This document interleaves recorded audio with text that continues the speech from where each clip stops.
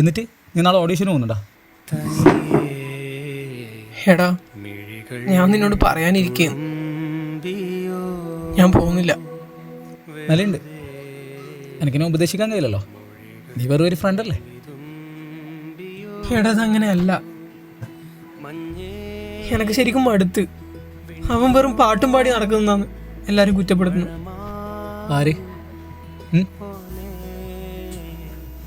അവിടെ എനിക്ക് നാണമുണ്ടാ മറ്റുള്ളവരുടെ കുറ്റപ്പെടുത്തൽ ഇങ്ങനെ തലയെ കയറ്റി നടക്കാൻ. നീ ഒരിക്കലും പാട്ടുകാരനാവില്ല, എനിക്ക് ആ പ്രതീക്ഷ എല്ലാം പോയി, നീ പോ. അല്ലെങ്കിൽ തന്നെ ഞാൻ തീരുമാനിച്ചു, ഇനി അധികാരം എന്നെ കൊണ്ടാവൂല. ആ അപ്പൊ നീ ചാവാൻ തീരുമാനിച്ചല്ലേ? എന്നാ പിന്നെ നാളെ രാവിലെ തൊട്ടാക്കണ്ട, ഇന്ന് രാത്രി തന്നെ പോയിട്ട് തൂങ്ങിച്ചാവും, അതായിരിക്കും നല്ലത്. പോടാ. പിന്നെ ഞാനെന്നാടാ ചെയ്യണ്ടേ? സ്വപ്നം എന്ന് പറഞ്ഞിട്ട് അതും നടക്കുന്നില്ല. കുടുംബത്തിനാണെങ്കിൽ എന്നെ കൊണ്ടൊരു ഗുണവുമില്ല. Waste life. അവിടെ കോപ്പി ഇന്നത്തെ സ്ട്രഗ്ലിംഗ് വെച്ചിട്ട് ലൈഫിനെ ജഡ്ജ് ചെയ്യാൻ പോകാൻ പാടില്ല കേട്ടിനാ. ഇന്ന് പല ലെവലിലെത്തിയ ആൾക്കാർ പണ്ടത്ര കഷ്ടപ്പെട്ടിട്ടുണ്ടെന്നറിയാം. കഷ്ടപ്പെടാതെ ഒന്നും സ്വപ്നത്തിലേക്ക് എടുത്താൻ പറ്റൂല. നീ എന്നാ വിചാരിച്ച സ്വപ്നം എന്ന് പറഞ്ഞാൽ ഇന്ന് നടക്കുന്ന, അല്ലെങ്കിൽ 1 കൊല്ലം കഴിച്ച് നടക്കുന്ന, 2 കൊല്ലം കഴിച്ച് നടക്കുന്ന?